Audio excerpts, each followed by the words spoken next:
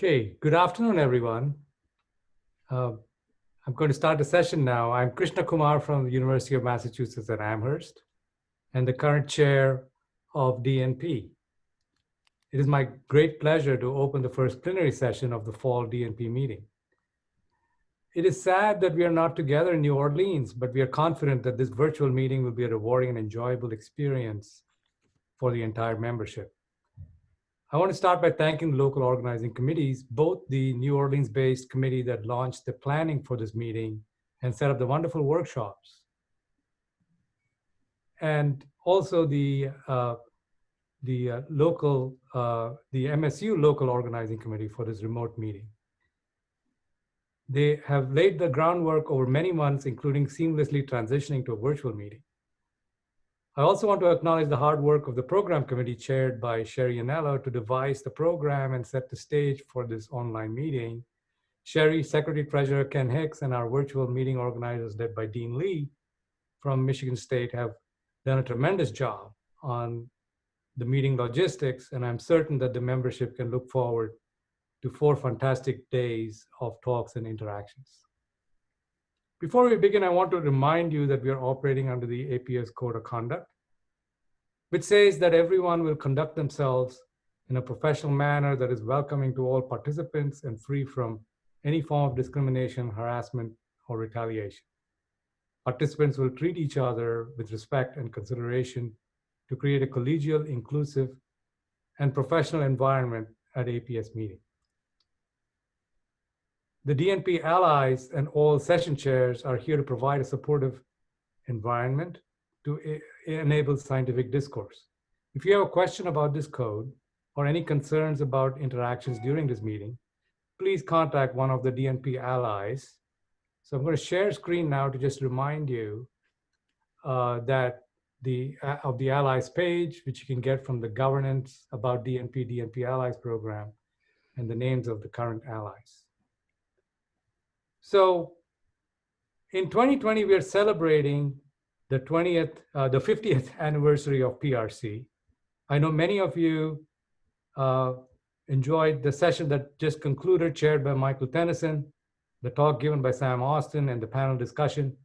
Before I hand over the mic to Michael to say a few words, I want to give a shout out to a parallel event on this week, going on this week, namely Black in Physics.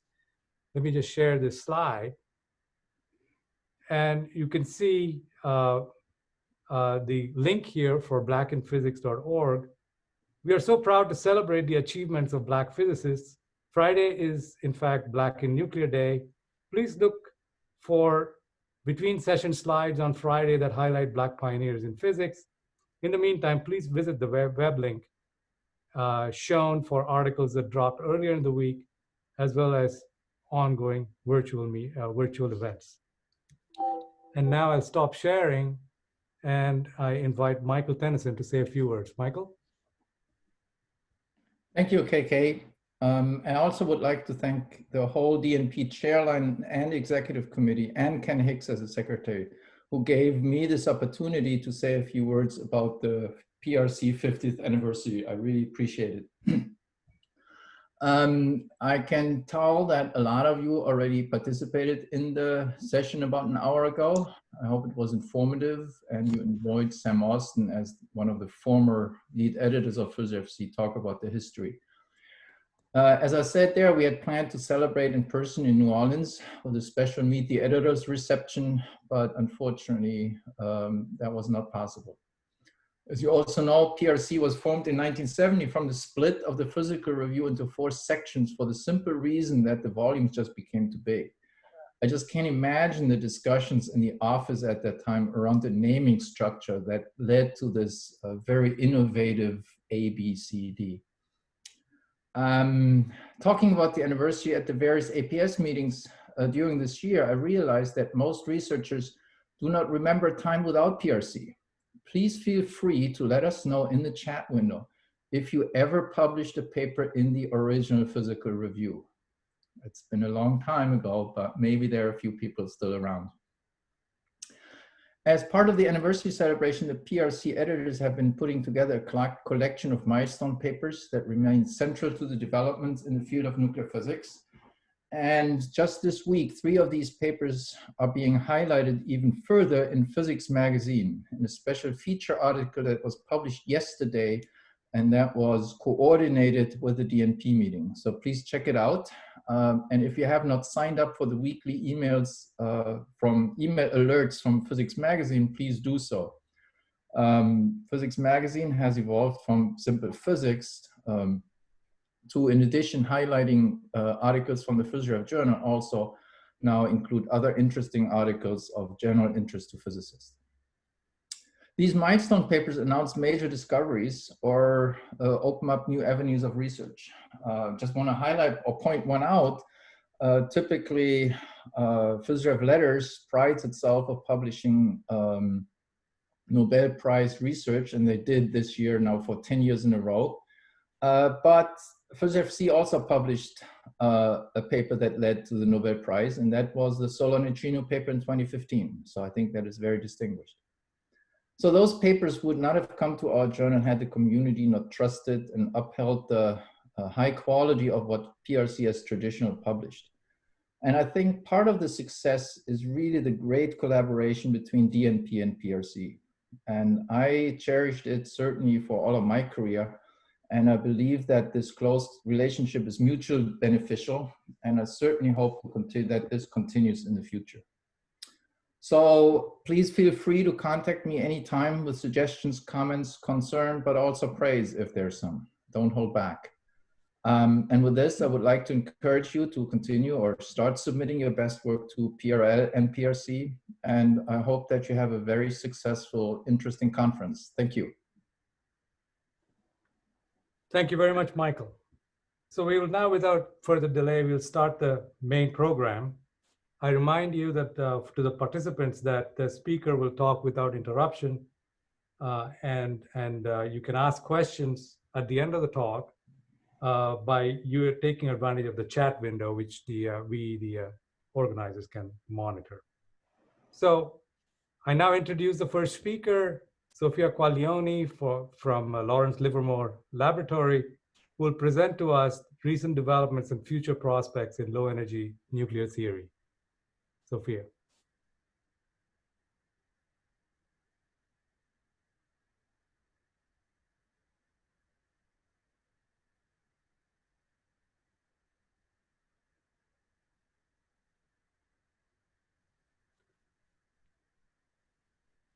Dean, we don't hear Sofia yet. Okay, thank you. I was having some difficulties unmuting myself. We hear you now. Yeah, thank you. Okay.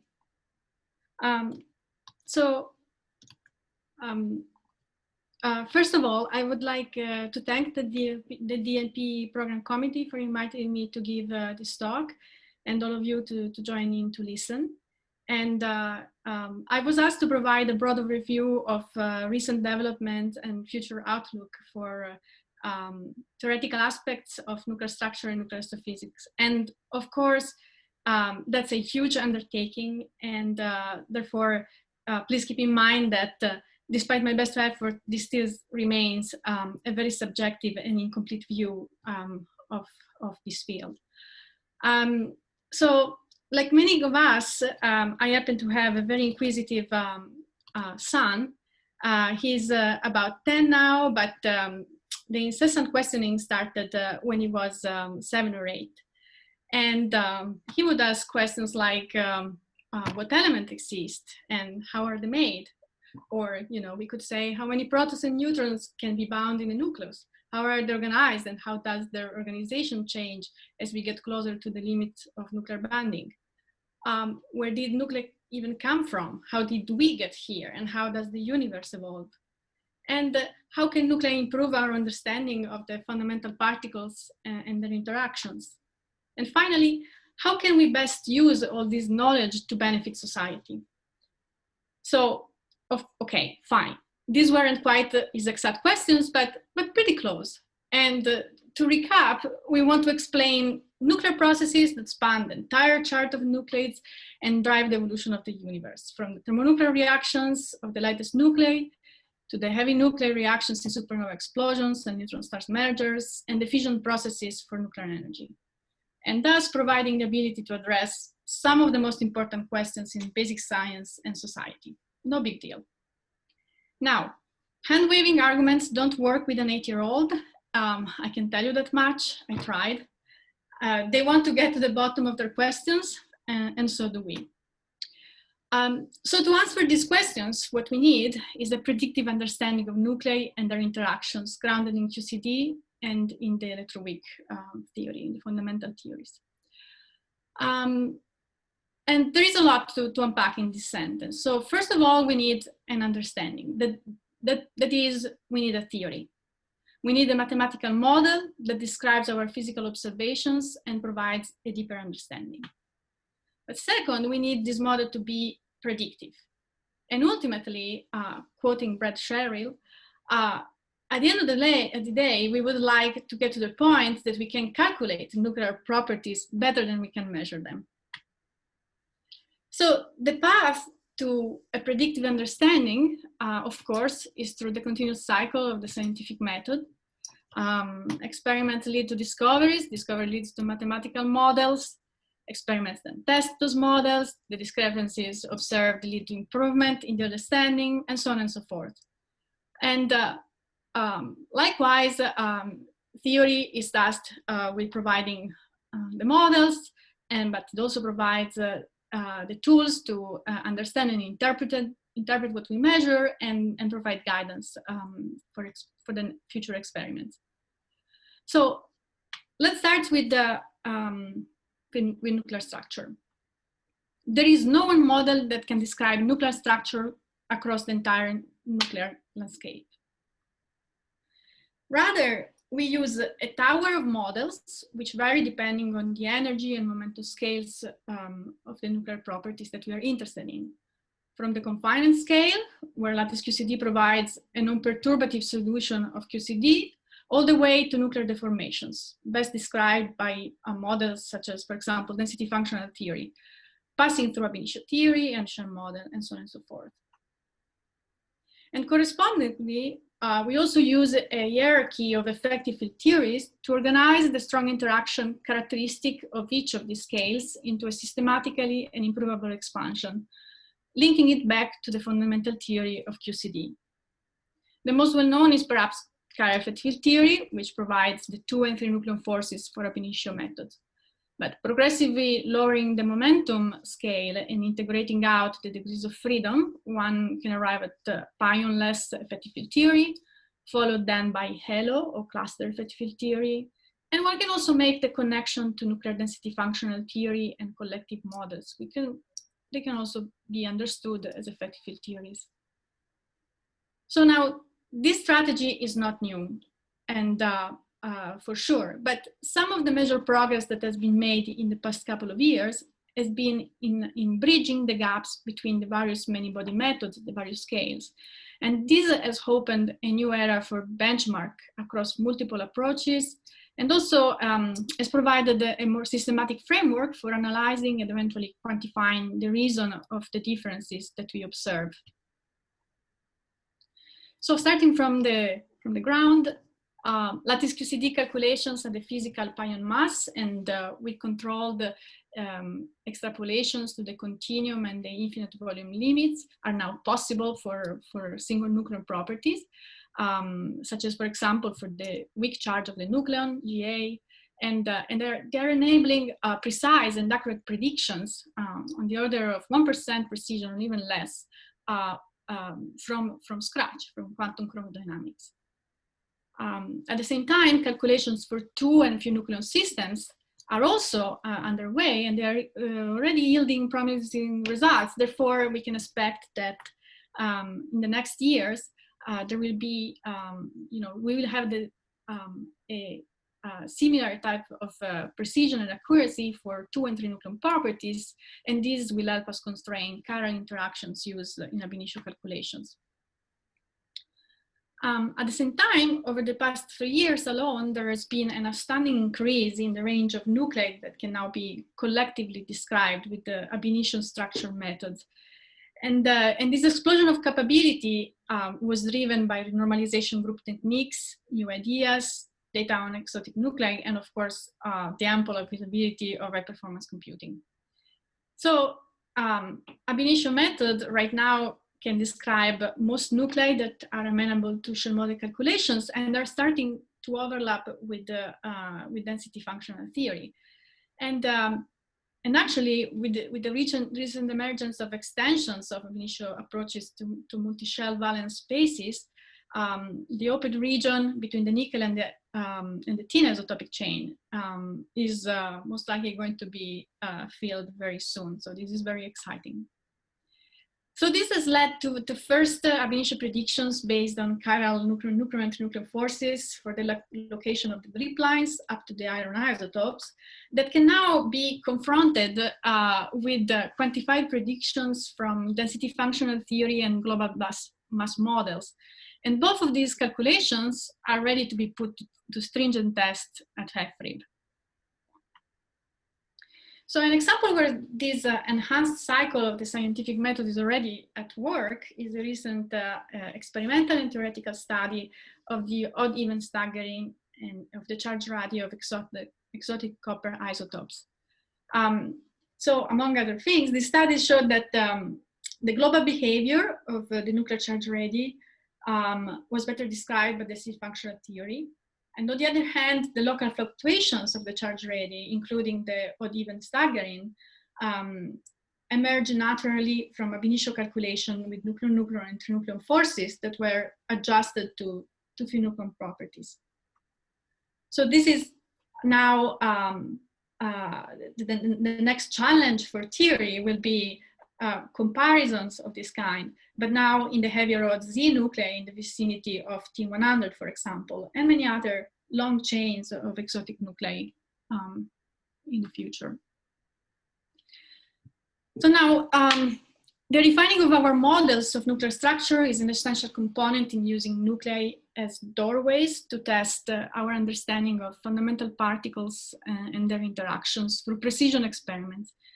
And the primary example of this is neutrinoless double beta decay. You've observed this exceedingly rare decay would provide the definite evidence that neutrinos are their own particles or Majorana particles, and also the means to determining the neutrino mass scale. So now, an essential component in planning for the future experiment and extracting information from them are accurate prediction of neutrinoless nuclear matrix elements, neutrinoless double beta decay matrix elements, which can only be determined theoretically. And through the topical collaboration on neutrinoless double beta decay and fundamental symmetry, there has been a concerted effort to improve our fundamental understanding of weak decays, starting from the single beta decay. And here, the long-standing discrepancy between experimental and theoretical beta decay rates, or as it is called sometimes, the quenching of GA, was largely resolved by combining the proper treatment of strong nuclear correlations in the wave function with a consistent treatment of the trinucleon forces and the two-body currents. The latter describe the coupling of the weak force to two nucleons. This was an effort that involved many authors, several many-body methods across the nuclear chart, starting with benchmark in the lightest nuclei all the way to T100 calculations in T100. So now the same approach, or the same type of approach, is being applied to neutrinoless double beta decay matrix elements, and for which there are already some initial results, for example, the calcium-48, obtained with ab initio methods such as the couple cluster, the medium generator coordinate method, and also valence space in medium SRG, although it's not showing in this figure. In unexpected news, at the same time, derivations of the neutrino-less double beta decay amplitude within chiral effective field theory uncovered the need for a new short-range operator at leading order. And understanding the impact of this new contribution to nuclear matrix element will be a major focus in the immediate future, but this is a whole other story, and I'm sure you will learn more later from the talk of Michael Ransom-Musov. Now, closely related to studies of nuclear structure is the challenge of describing accurately how nuclei interact with each other. And nuclear reactions represent an essential tool, first for the extraction of information about nuclear structure in experiment with rare isotopes, and also for nuclear astrophysics. And similar to nuclear structure, the description of the broad range of dynamical nuclear properties across the nuclear chart also requires a variety of models, ranging once again from lattice QCD to ab initio theory, to few body models of direct reactions and statistical models for compound nucleus reactions, all the way to models for the description of fission.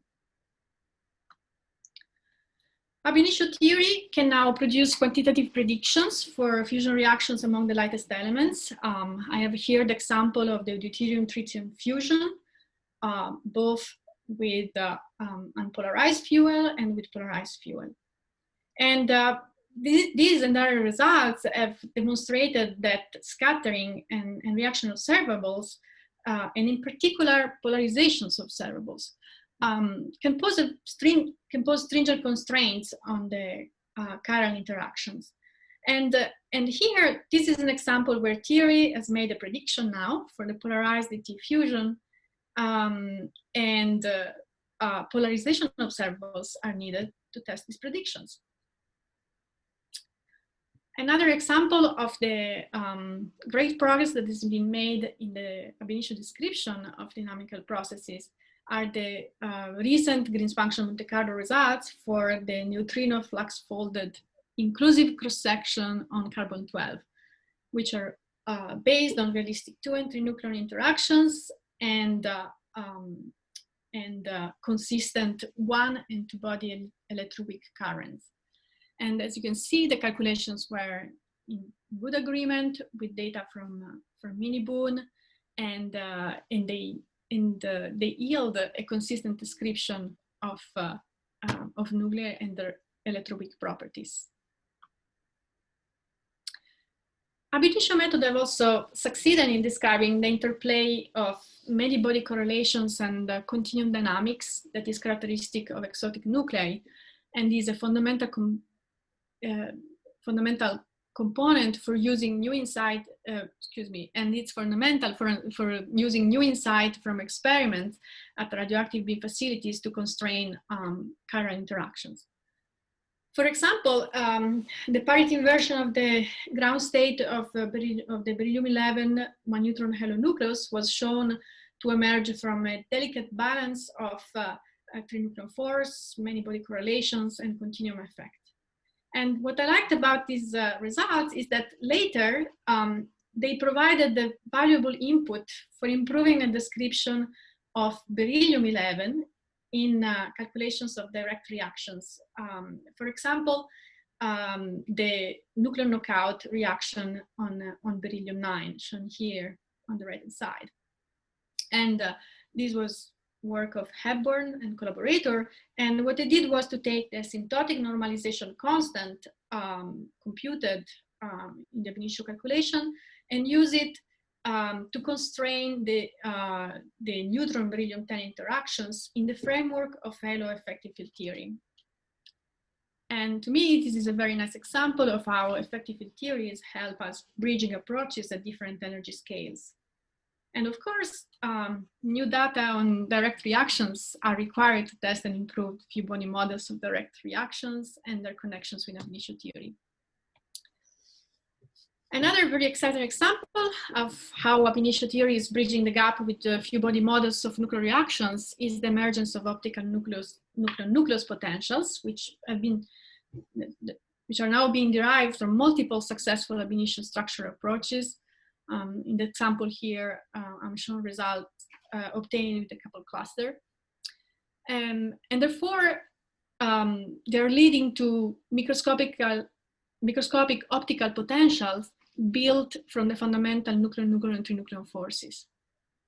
Now, these are still limited in applicability and accuracy, and the phenomenological optical potential will continue to play an essential role in the foreseeable future. However, these new techniques are definitely poised to increase the predictive power in regions of the nuclear chart where there are less experimental data or none. And in addition, they will help guiding new parameterizations of phenomenological optical potential, because they will provide insights on things like form factors, energy dependence, or dependence on the isospin asymmetry of the target. Moving now to reaction with much heavier nuclei, which require statistical model description. We have neutron capture reactions on exotic nuclei. They play a very important role, of course, in the synthesis of the elements in the stars, and they're also very important for societal applications, including nuclear power generation. Now, of course, it is extremely difficult, if not straight impossible, to measure them directly, because most of the time we are interested in nuclei that are too short-lived to use them as targets, or even as beams in some cases. And so advances in the reaction theory, together with the experimental measurements of dB transfer reaction data, have demonstrated that the neutron cross sections for short-lived nuclei can be accurately determined indirectly. And these results open the way for the application of the method with short-lived isotopes produced at the rare isotope accelerators and new exciting discoveries. Another dynamical process that is essential to better understand our process nucleosynthesis and the decay of super heavy elements in fission, is fission in neutron-rich nuclei. When it comes to heavy and super heavy nuclei, the difference of just a few nucleon can radically change the dominant fission mode, as is shown here for the neutron-rich fermion isotopes. And recently, Renier and collaborators using time-dependent generator coordinate method calculations were able to provide a qualitative description of this change of the fission yields across the fermium isotopes. So this is an example of how the microscopic description of fission is improving tremendously and is becoming a promising tool for the evaluation of fission yields far from the value of stability. And of course, experimental data to test and improve the theory are very important. So now, an essential element to enhance the feedback in the scientific method cycle and assess the predictive power of the models is uncertainty quantification. And the application of Bayesian inference and machine learning techniques has led to enormous progress in the quantification of chiral EFT uncertainties in multiple areas. The examples are really many, but to give just a few, these techniques have been used to provide a robust estimate of the chiral EFT uncertainties we should expect in ab initio calculation of neutrino-less double beta decay matrix elements. This uncertainty will have to be combined, of course, with the systematic uncertainty of the many-body method. But the good news is that even with a surprising new leading order operator found in chiral EFT, chiral uncertainties are still much smaller than the current spread of the neutrino matrix elements. Another example is the study of how trinucleon force uncertainties propagate to ab initio calculations of nuclear scattering, and how nuclear scattering, on the other hand, can be used to better constrain the underlying coupling constants. These calculations can be very expensive because they require a very large number of realizations of the interaction, and therefore calculations, in order to perform the study. And so this would have not been possible without the use of statistical emulators, which I like to think of as interpolators on steroids, trained on the theory of interest. And in this case, it was ab initio theory. But as often has been the case in the past, global mass models and DFT theory have continued to be pioneers in the application of uncertainty quantification techniques for nuclear physics. And they have recently demonstrated the application of model averaging techniques, where Bayesian invariance is used to make an estimate or prediction by appropriately selecting or combining multiple models, taking into account their uncertainties. And even with the help of statistical emulators, uncertainty quantification remains computationally extremely expensive when it comes to the solution of the nuclear many-body problem. And typically, it's not possible without high-performance computing. More in general, almost none of the results I have highlighted so far, and that I will highlight next, would have been possible without high-performance computing. And a major accelerator of discovery, pun intended, has been the emergence of hybrid computing architectures combining central processing units and graphic processing units, so CPUs and GPUs, accelerators. GPUs have resulted in significant speedups that are enabling higher fidelity calculations with the little added cost, and they're also tremendously helping with the task of performing uncertainty quantification. So at this stage, limitation in the memory of the GPU cards typically hinders moving to systems that are larger in mass. But in the future, we expect that the memory of GPU cards will grow, and so this promises the ability to push our microscopic description to much heavier systems.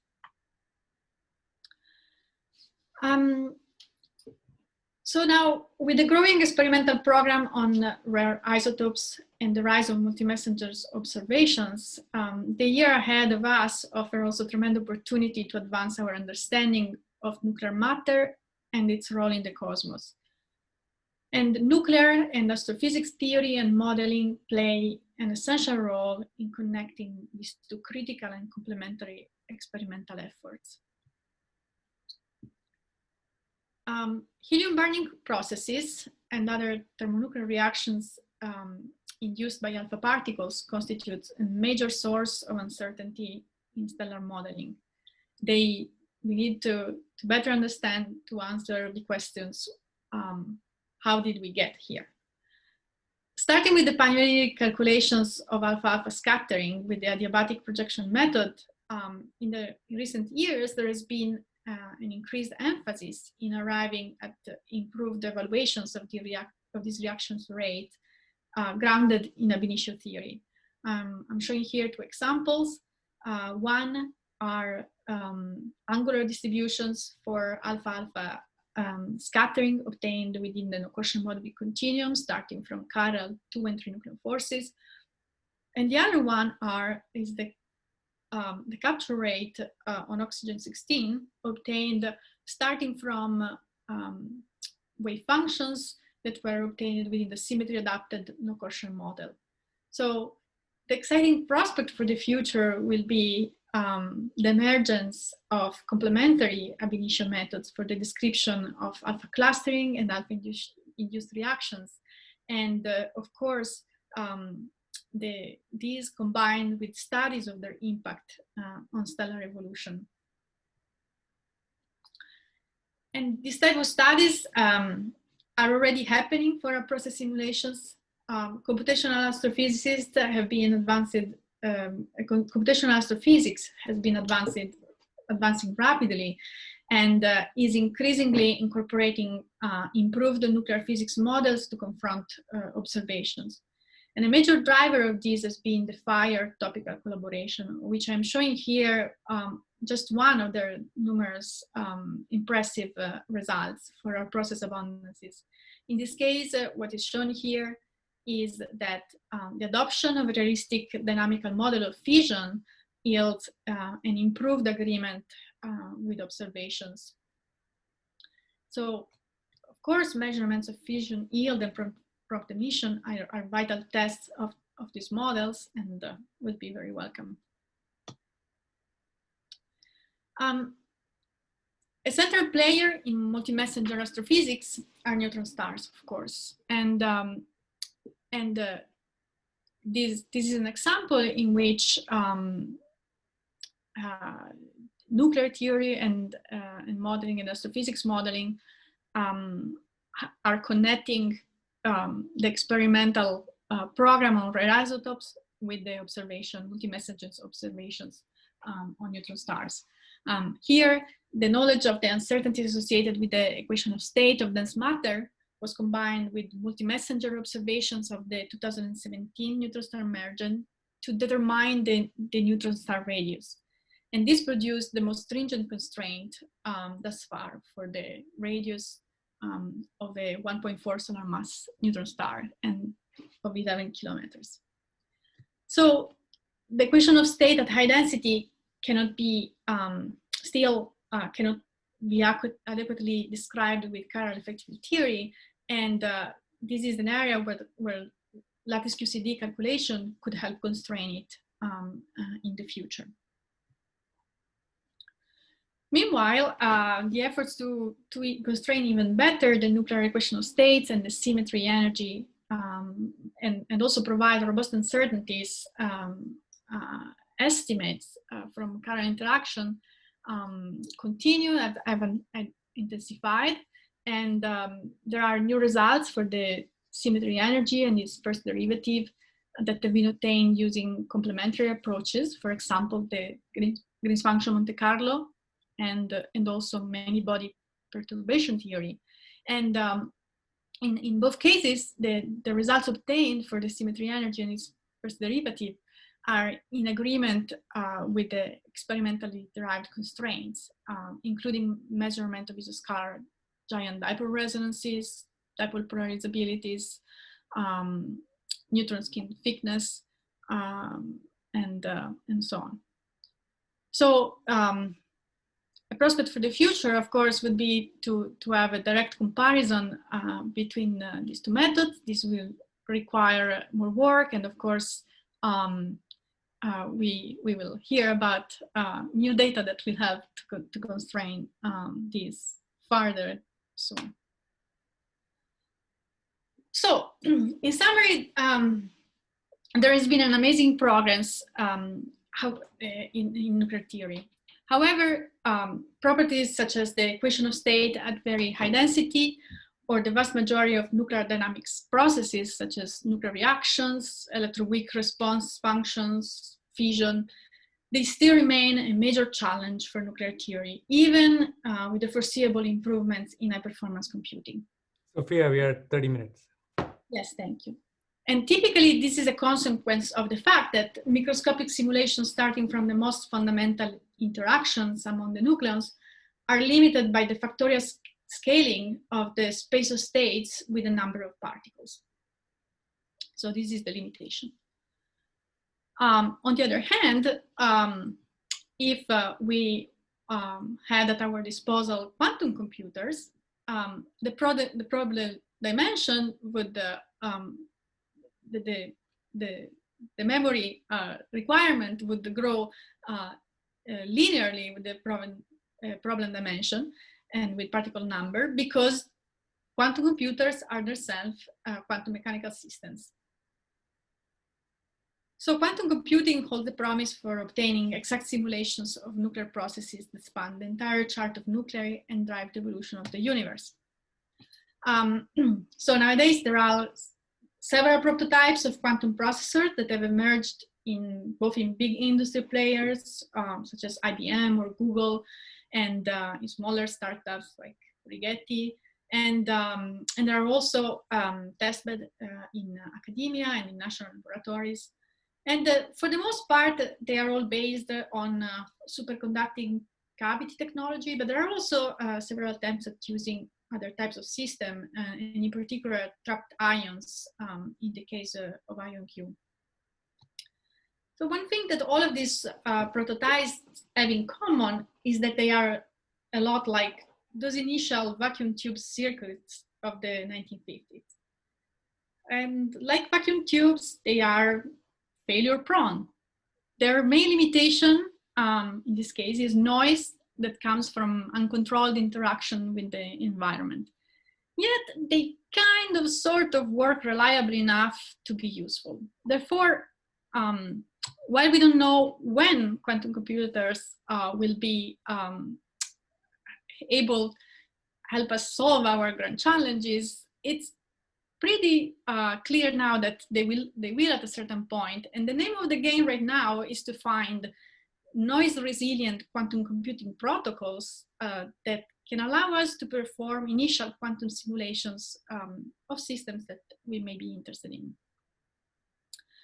And the exploration of quantum computing in the context of nuclear physics started with the quantum simulation of the deuteron binding energy. And in this case, the strategy adopted to reduce the impact of quantum noise was a variational optimization protocol known as variational quantum eigensolver, where a quantum processor is used to prepare the quantum state, depending on the variational parameter theta, and then measure its energy, while a classical processor is then used to minimize the energy and select the value for the next parameter in a loop. And after this very important first work, research in the area of quantum computing and nuclear theory quickly ramped up, and it's simply impossible to summarize the large body of work in the few minutes that I have left in this talk. Instead, I will focus on a problem that is near and dear to my heart, which are dynamical processes. A natural starting point for simulating dynamics is path integral. And the computation of the path integral requires to solve real-time evolution of a quantum state. For a time-independent Hamiltonian, this evolution is described by the formal solution of the time-dependent Schrödinger equation. And in principle, can be accurately obtained by breaking the evolution into short time steps, by repeatedly applying a unitary transformation. In spite of this simplification, real-time evolution remains a very hard problem to solve on classical computers. This is a consequence of the exponential growth of the problem in dimensionality with a number of particles, or in Monte Carlo techniques, the emergence of sign problems issues. So we run out of memory. On a quantum computer instead, there is no problem in allocating the required memory, and all it takes is the application of a unitary transformation, which in quantum computer is a quantum logical operation, a quantum gate. Okay, so easy, or is it? So to answer the question, first we need to, just with classical computer, first we need to compile. And currently there are two main options for compiling. The first is, which is offered by cloud quantum computing, is to represent our unitary transformation on a preset basis of quantum gates. And this can be done, of course, because there is the noise associated with each of the gates. This tends to lead to a buildup of noise and error across the various applications. And this option has been used in several examples. I have here two, the electrodynamics modeling one dimension, or on the right hand side I have time evolution of a toy model of the Triton. And in both cases, what is shown is that unfortunately, because of the buildup of noise, the result is driven to the coherence after a number of steps. And so one has to use error correction to improve the signal. So the other option instead is to directly compile the unitary operator using a customized gate obtained with optimization techniques. And this can be done if we know information about the underlying Hamiltonian of the quantum processor. And instead of optimizing the sequence of primitive gates, this approach directly optimizes the waveform that realizes the target unitary transformation. And this approach was used to describe the dynamics of two nucleons frozen in space in pionless CFT, and we were able to obtain a much longer survival of the signal and even extract spectroscopic information out of it. And here I'm comparing with experimental results taken on the Livermore quantum processor. So the progress of the past few years has been truly amazing, and even more exciting discoveries are ahead of us. Our main job will continue to be to push towards the ultimate predictive model. And of course, we are not done. We are far from being done. So this is not the end, but it's not even the beginning of the end, but it is perhaps the end of the beginning. Thank you. Also, special thank you to the people that have contributed to for this talk, and my husband and kids who I have ignored for the past 2 weeks. Thank you so much. That was such a nice overview covering so many broad aspects of low energy nuclear theory. Thank you so much. So we are open to questions. We have a few minutes. Just to remind the audience that you can use the chat window to put in your question. And while we wait for the chat window to populate, I'll just ask one question. So you showed, first you referred to the double beta decay early in the talk, and then you discussed chiral effective theory error for germanium 76. I didn't quite understand the point of the, we know about the, we probably will hear about this new term from Michael, but you were saying that the error has been constrained. So I was trying to figure out that since the... So I think what was done in this study was that it was assumed that the size of this of the coupling constant that characterizes this operator as a natural size, and it was some degrees of uncertainty was left on it. I believe there was a distribution of values that was used, and this uncertainty was taken into account into forming this error bar. I see. Okay, I understand. Yeah, I think this is more or less what was done. Okay, excellent. I think Jorge has his hand up. So yes, go ahead, Jorge.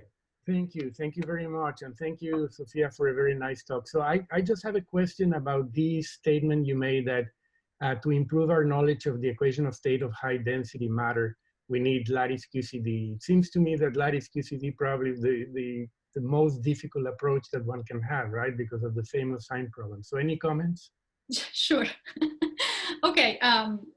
Well, I'm a dreamer, I guess. I guess what I'm trying to say is that I believe that it's very important to understand the interaction in the presence of strange matter, and it's if lattice QCD was able to provide constraints on that, it would be very helpful. And who knows, perhaps with quantum computing down the line. So I see another question in the chat. Can you comment on whether or not EFT techniques can shed a light on GA quenching of double beta decay matrix elements? Oh,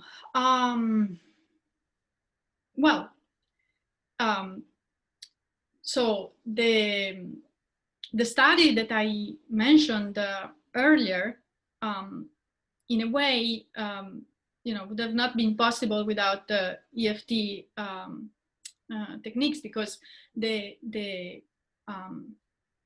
consistent chiral interactions and currents were derived within chiral effective field theory, and that's what allowed us to perform such a study. And other studies that have been using consistent nuclear interactions and nuclear currents. So I don't know if this answers the question, but definitively EFT does help us understand the quenching of GA.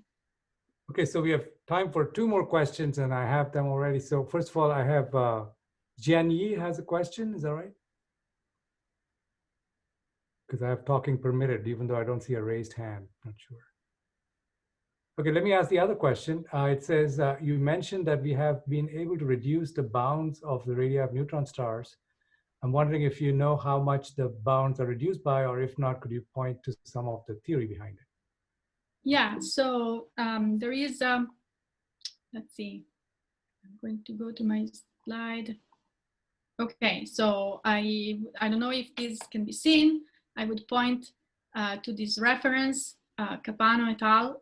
In Nature Astrophysics. And so now, if I recall correctly, the bounds are, so it's on the order of 11 kilometers and plus or minus it's less than 1 kilometer. I don't remember exactly the bounds, but they are narrower. But you can find more detailed information in the article from Capano et al. Got it. Very good. I think that kind of completes the questions on the raised hands, as far as I can tell. Thank you so much for this very nice overview. It's time to go on. Thank you. Bye. Bye-bye. So now we are ready to go on to our next talk before we take a break. So we now have, our next speaker is Ciprian from Stony Brook University, who will present the new precision measurement of the neutral weak form factor of lead-208. Go ahead, Chip.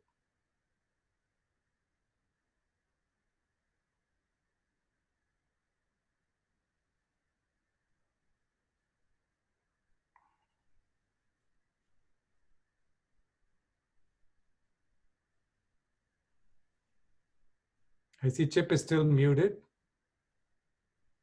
Okay, thank you. Oh, thanks a lot for the, I didn't realize I muted myself there. Okay, so you're seeing the presentation, is that right? Yes. Okay, thank you very much to the organizers for having me here. And I want to say, for me personally, it's really an honor to share with you on behalf of the PRX collaboration, our new measurement, our new precision measurement on the neutral weak form factor of lead.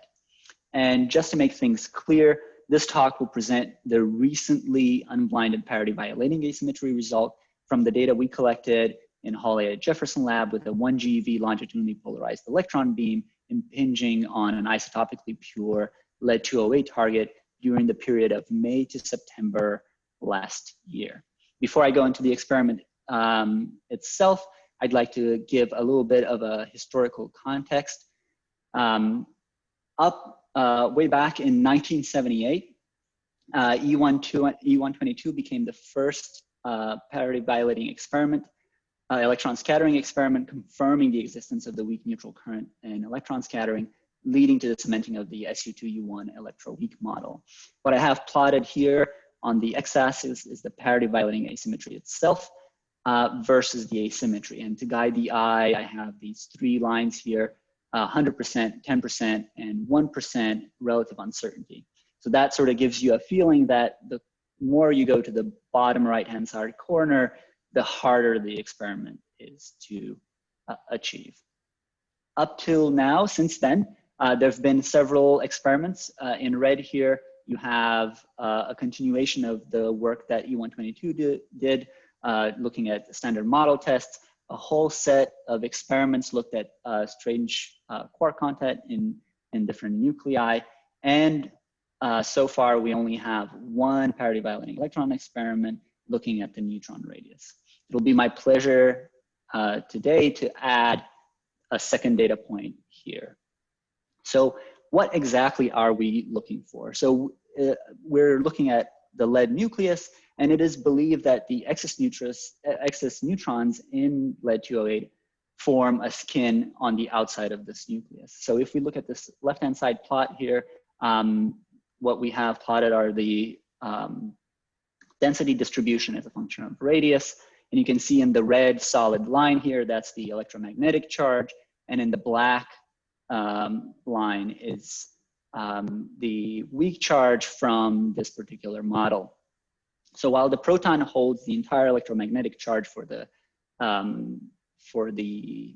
nucleus, it also holds a small fraction of the weak charge. So that leads to a little bit of a difference here between the weak charge and the neutron distribution.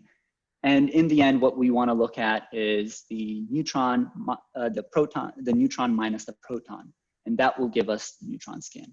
And as this electromagnetic distribution is pinned in place by a form factor data, we can do a similar thing to pin this prediction using electromagnetic weak form factor distributions.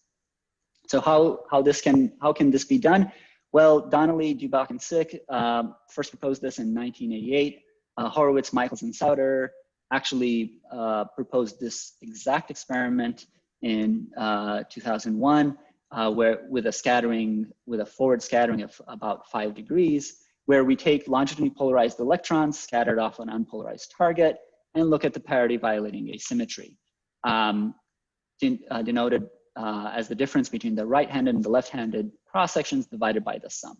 If we look at tree level, these, the top of the asymmetry, the top of the ratio here is the weak form factor. And on the bottom, you have the electromagnetic form factor.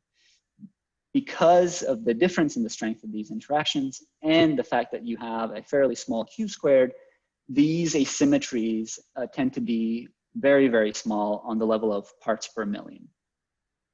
So let's take a step back and look at one of these models and look at the density distribution. But in this case, we're looking at the weak distribution only. And inside the model, we can make a change to the higher density nuclear equation of state, either making it either stiffer or softer. And this leads to, of course, reorganization of the matter inside the nucleus, and you can see the difference here. The really exciting thing here is that the exact, as far as we know, the exact same equation is used to describe a system that is 18 orders of magnitude in size larger. And that is a neutron star. And of course, part of the reason is that the species that are in a neutron star are actually fairly similar to the lead-208 nucleus. And as you can see, the difference between the stiffer or a softer equation of state actually amplify at that scale. So how do we, this is one model, okay, but how do we actually quantify our current amount of knowledge in terms of a nuclear equation of state and information about the nucleus? Well, one way to do that is to look at all the models. You take non-relativistic models, you look at relativistic models, you take strong models that are trained on strong probes, and you look at what kind of predictions they make. So in this case, this plot shows the parity violating asymmetry on the y-axis, and on the x-axis is the neutron skin we've been talking about. So this gives you the fact that all of these models that actually describe the data that is currently available have this tight correlation, tells you that if you measure one, you have sensitivity on the other.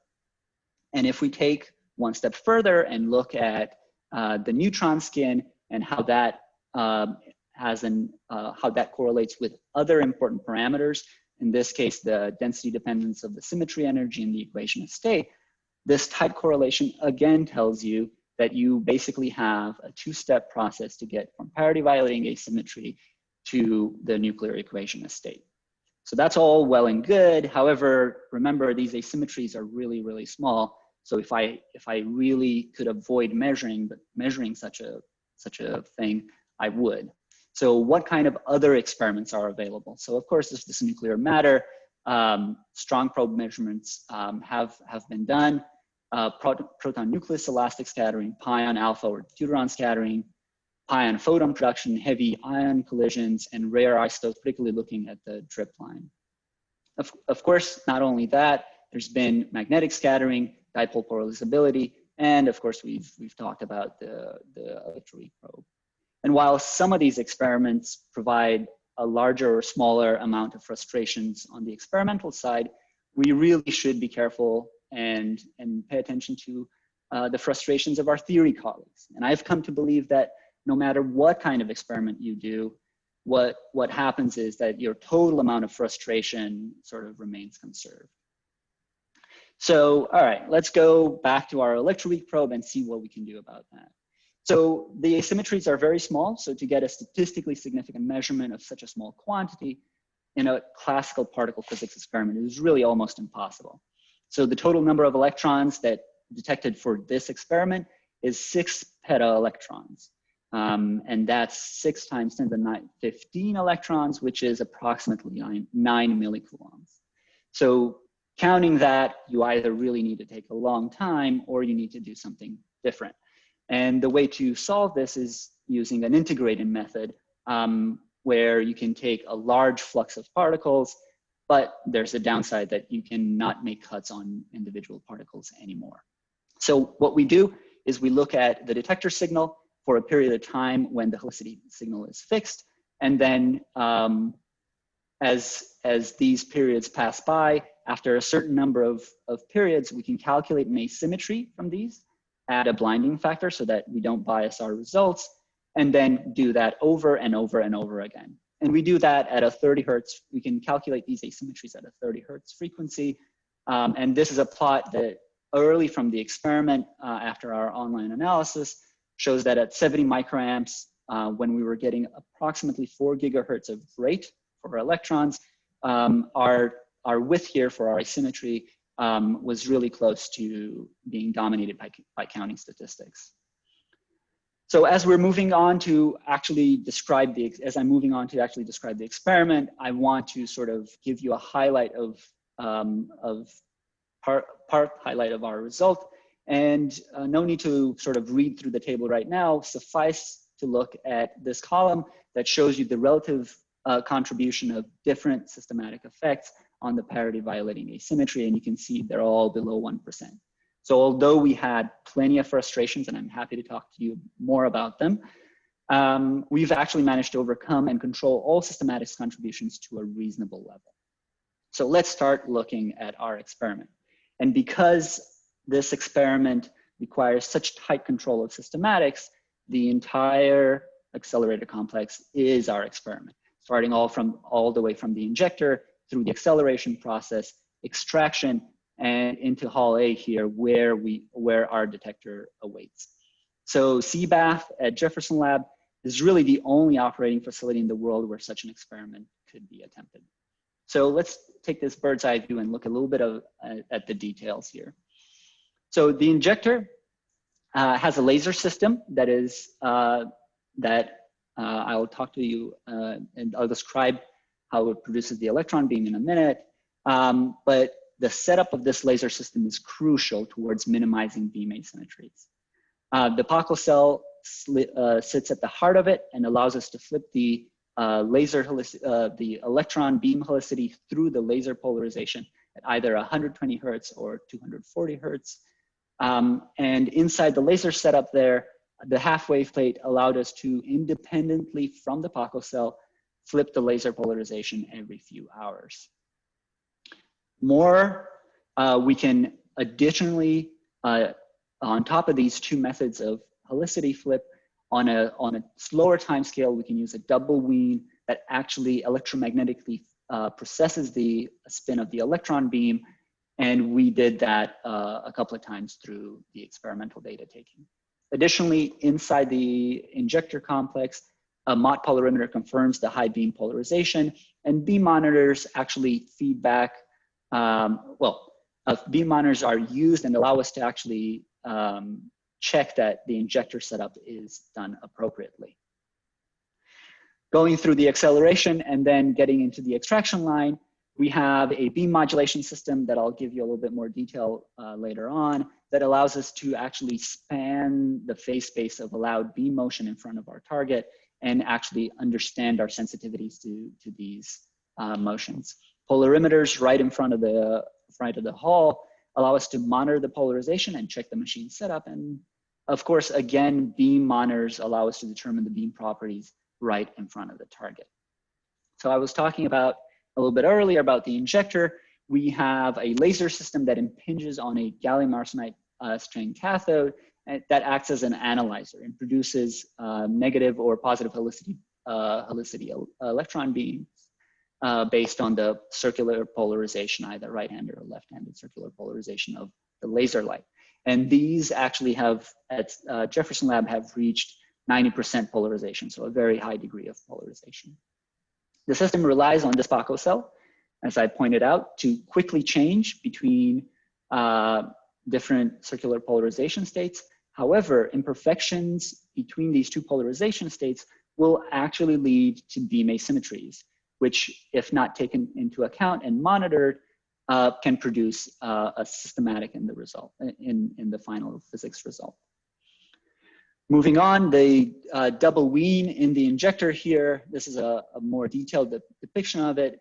Like I said, allows you to, as the electron beam comes in, allows you to, using spin precession, change and independently flip the polarization of the electron beam there. So the beam corrections were one of the major challenges for the experiment because we have a steep form factor. And remember, we were scattering at 5 degrees.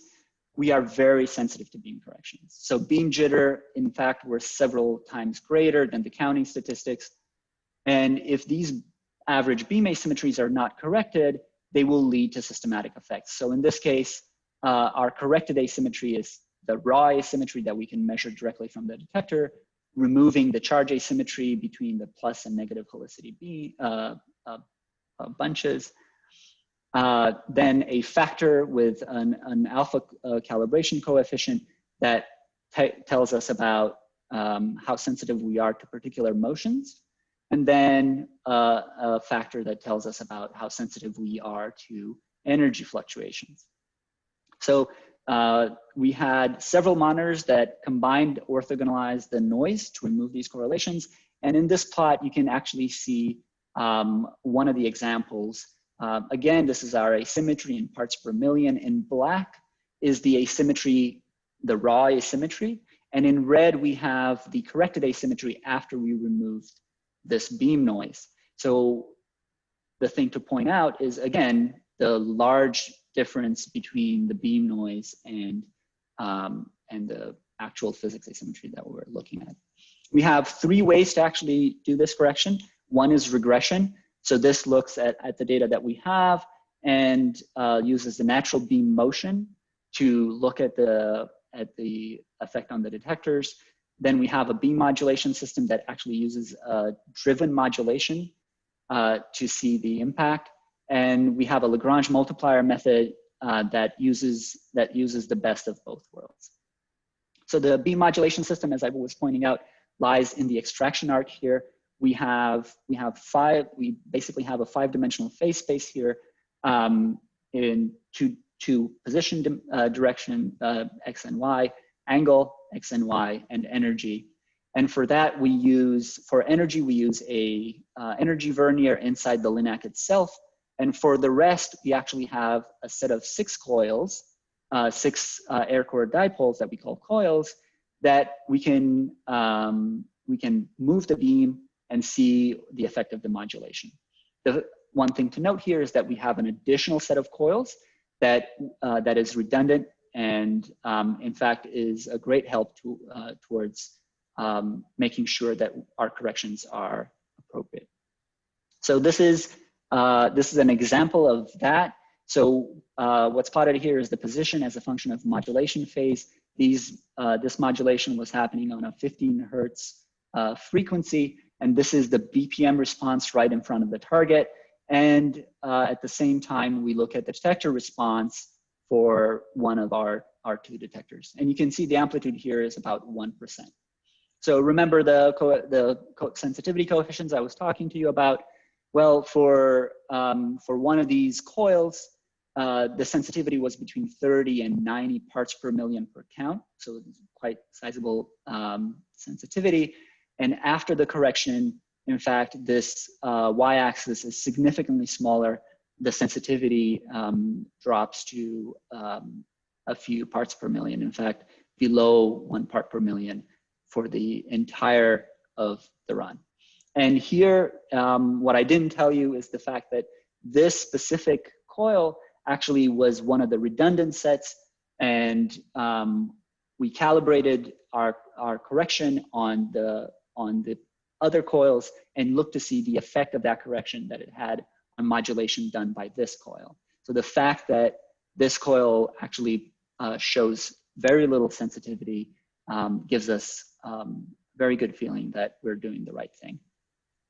So all in all, because of the careful configurations of the polarized source, we actually kept the position differences in front of the target and upstream of the target, as well as the position at the energy BPM to below a few nanometers. Our total beam corrections for this experiment were 60.4 parts per billion with an uncertainty of 2.5 parts per billion. All right, so next let's talk about another challenge.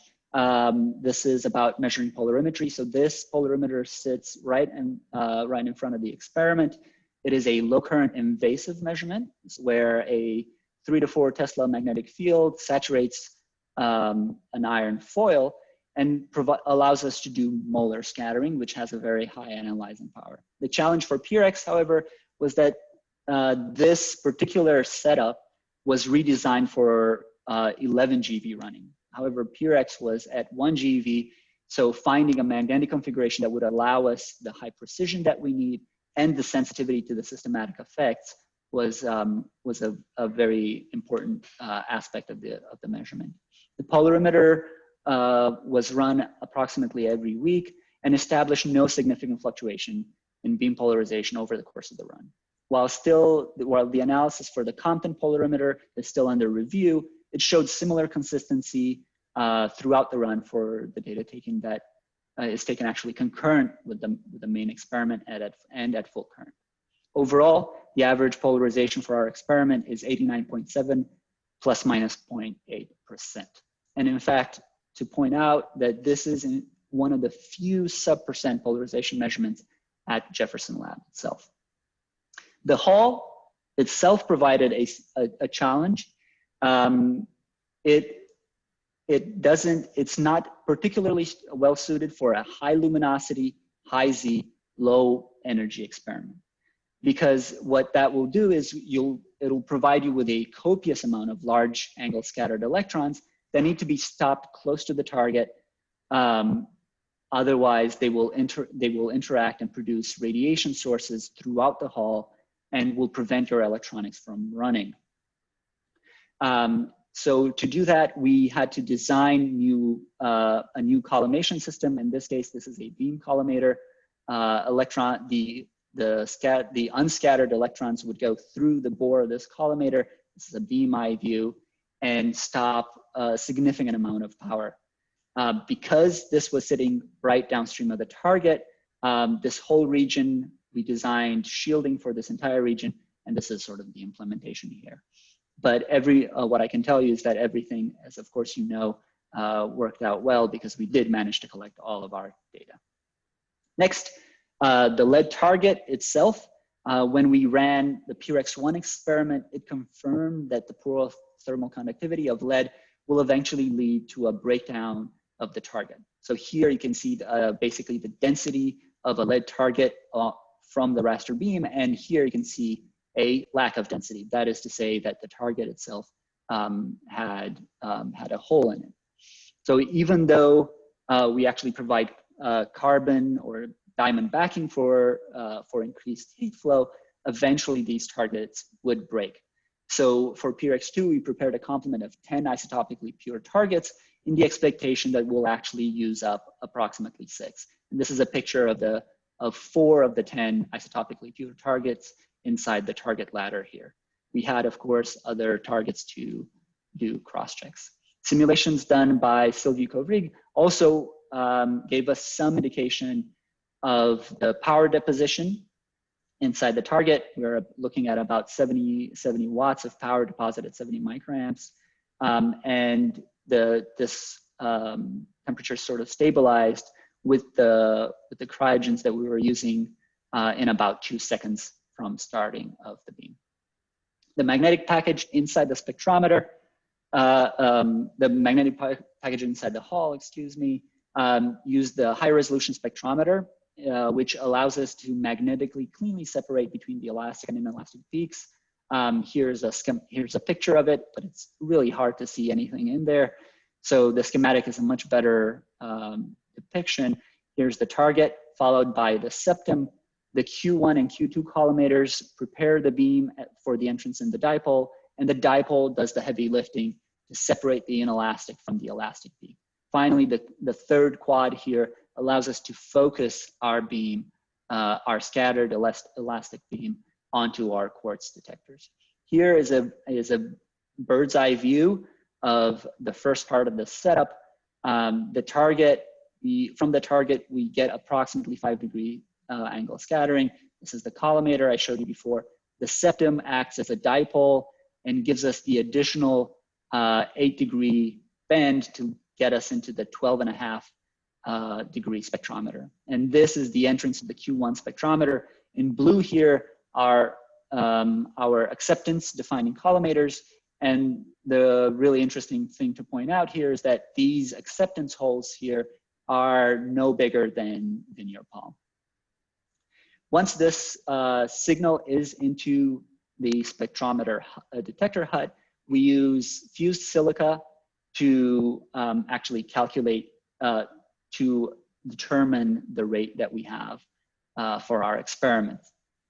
So while the challenge for these types of detectors is to make sure that all of the electrons that come in count exactly in the same way.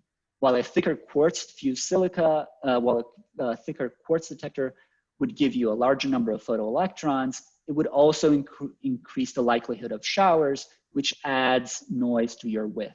So in this plot here, I have a sort of a simulation of 2 different detectors, one where you do have additional width and noise in your detector, and one that looks a little bit better.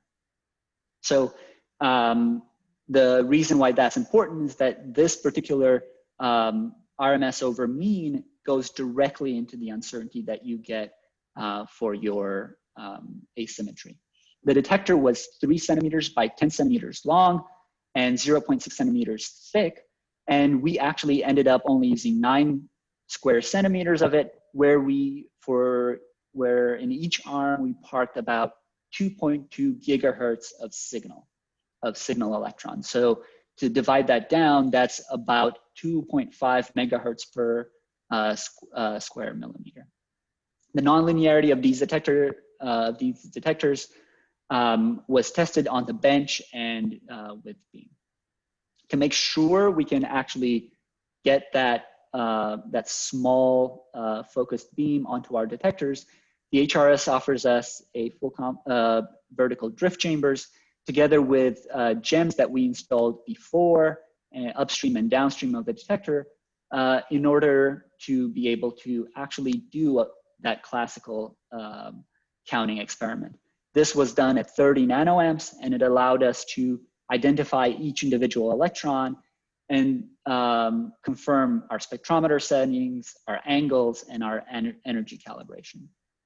Speaking of angle calibration, one of the most interesting challenges in our experiment has been actually the measurement of the absolute spectrometer angle.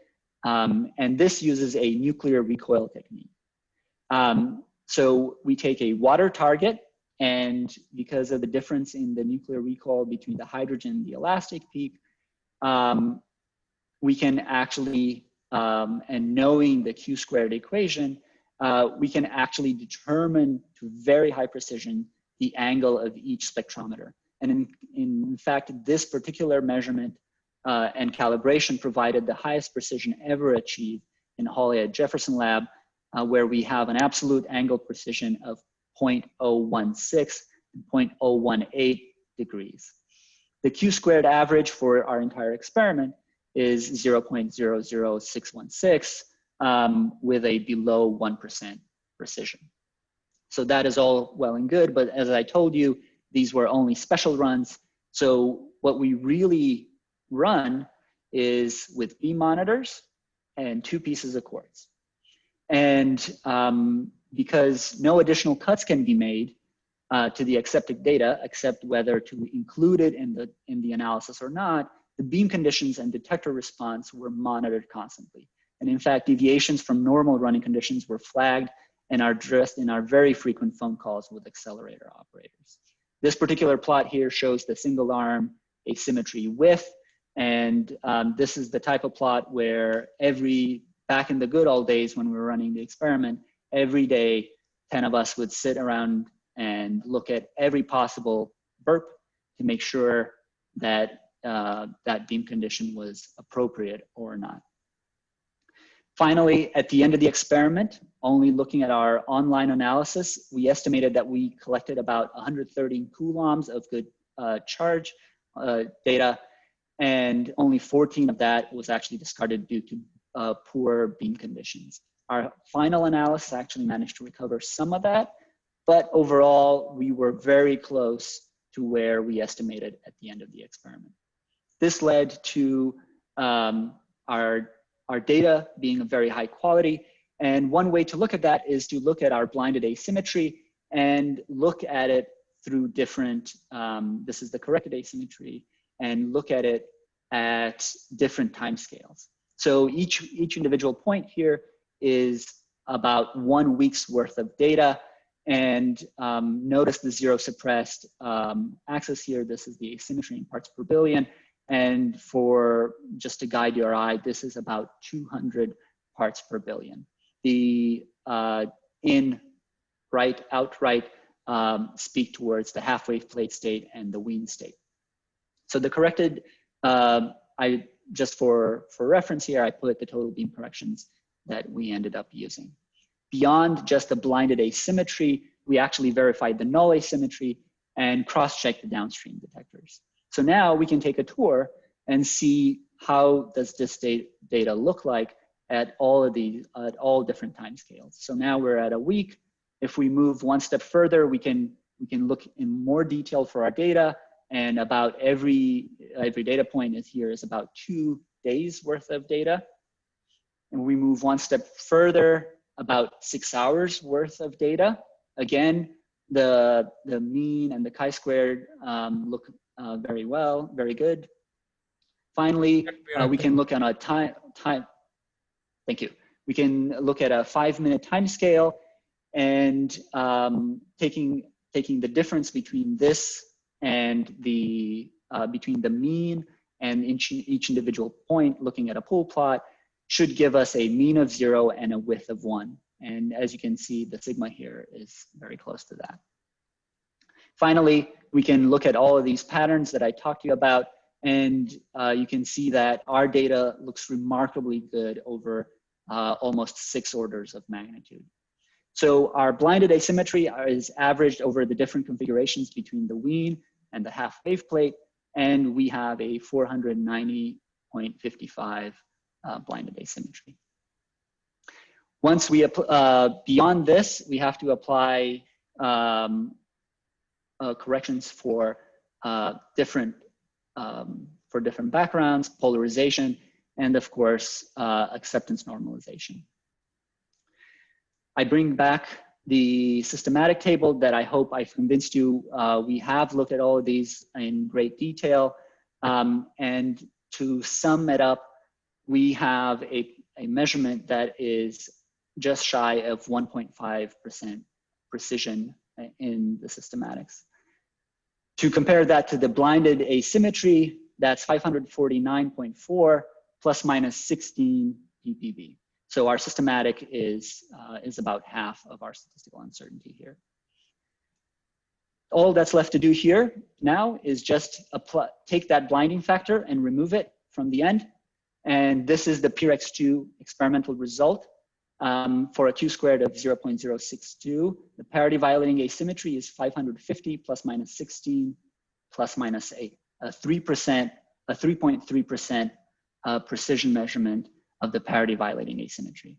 And if you've kept tabs, you've actually noticed that the difference between the blinded asymmetry and our full asymmetry here has changed very little.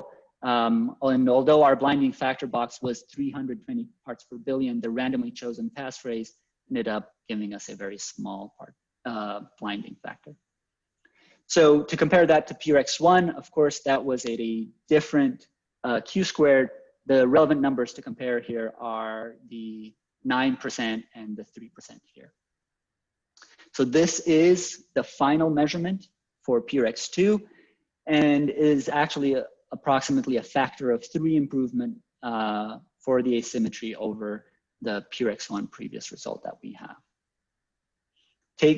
Taking this one step further, thanks to Chuck Horowitz for doing a preliminary calculation, we actually can start getting some of the physics variables that we were talking about at the beginning of my talk. So first, the weak radius, that's 5.795 plus minus 0.082 Fermis. This is a 1.4% measurement on the weak radius. Taking the well-known charge radius from that gives us a 0.292 plus minus 0.82 Fermi difference. And finally, transporting this weak radius and charge radius to a neutron and proton radius give us a 0.278 plus minus 0.078 Fermi result for this preliminary analysis. The model uncertainty for the surface thickness is about 0.13 Fermi, while the gamma z correction here is about 0.006. Here we can actually take the PRX1 result, 0.33 Fermi plus minus 0.18, with the PRX2 result, and sort of do an average of the two experiments where we expect to have a neutron skin of 0.29 plus minus 0.07 measurement. So taking that in, we can take additional steps and try to understand how this talks to the other things that I've talked about at the beginning of the talk. And the first example here is to look at how this connects to other measurements of high density nuclear matter. And the first plot here is it's a little bit more complicated plot. The y-axis here is the quadrupole polarizability. The x-axis is the radius of a 1.4 neutron star, solar mass neutron star, and the top x-axis is the neutron skin in lead-208. Here you have one family of models that having one particular neutron skin can give you information on both of these variables. So you can see the functional form here. LIGO may put an upper bound constraint on this tidal polarizability and only allowed this yellow band here. Since then, there's been a measurement by NICER that put an upper bound and a lower bound on the neutron star radius.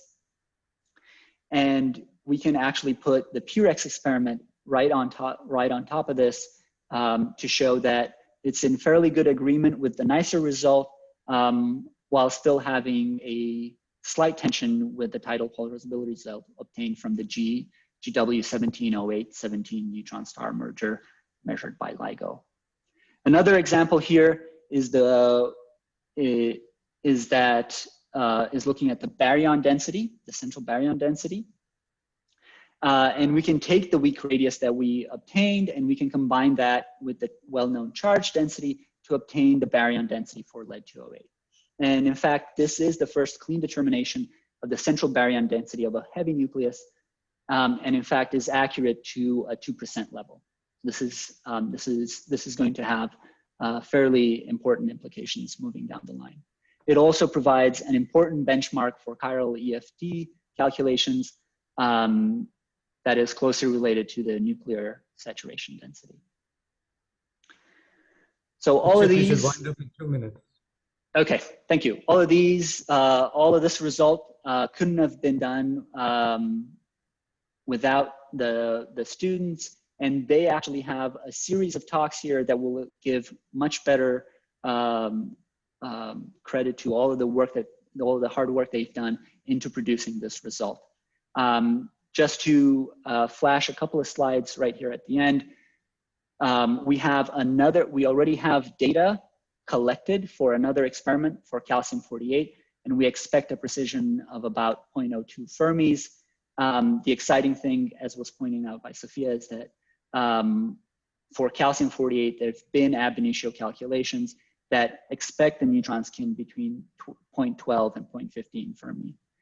The data has been collected and has the same level of scrutiny as PRX2. So just going back to the historical perspective, there's a lot more parity violating electron scattering experiments planned. In Mainz, they plan another measurement of lead that will get the neutron radius to a precision of 0.52, along with standard model tests. At Jefferson Lab, there are a couple of standard model tests that I'll be happy to talk to you about in the question period. Molar, that has received a recommendation to proceed to CD1, and Solid, that plans to actually make a high precision measurement that will rule out, that will test physics up to 10 or 22 eV timescale.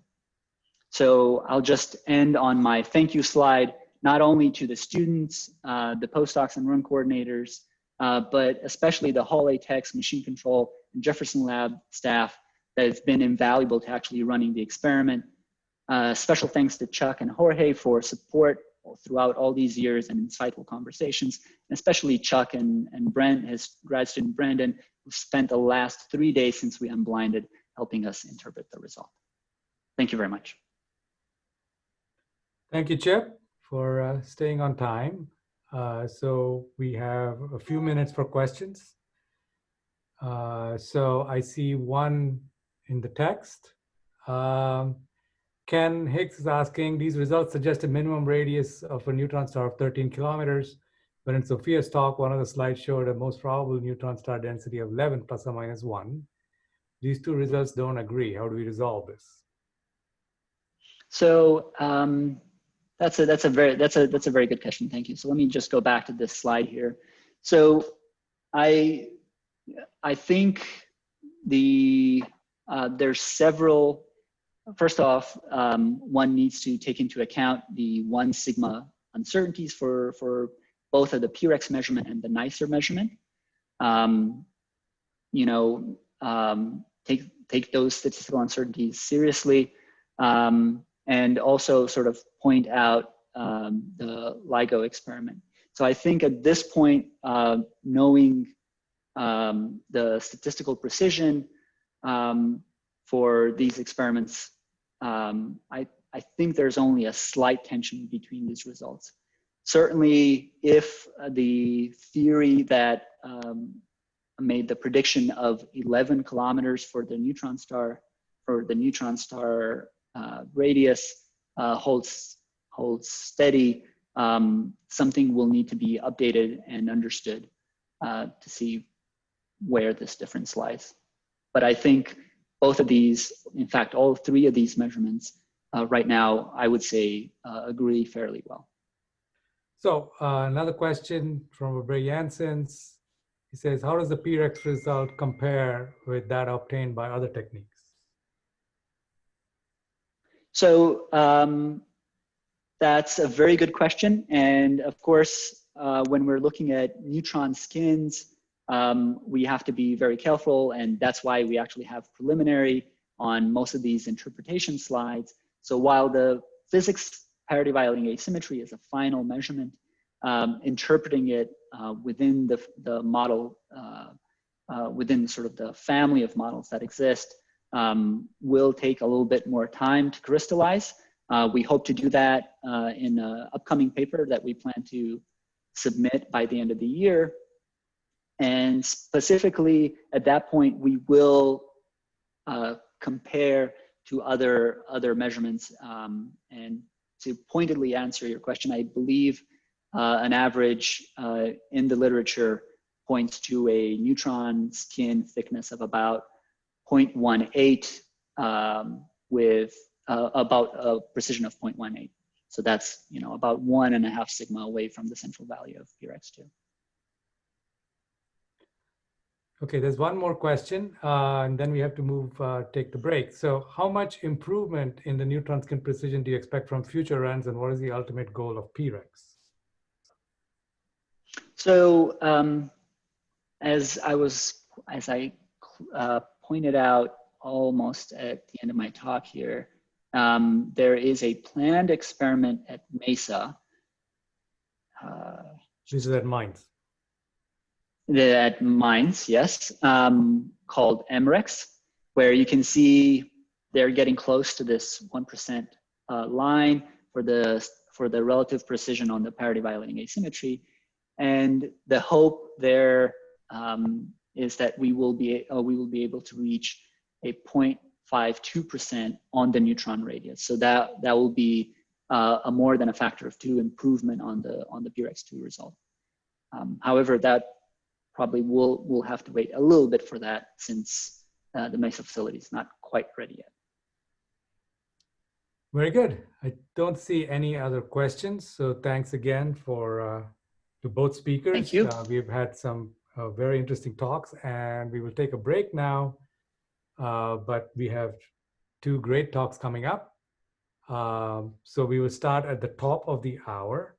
So we'll get back the time. We are a little bit behind, but please take the time to stretch, get a coffee, or whatever your time zone is, that's appropriate beverage. And we'll see you back at the top of the hour. Thanks.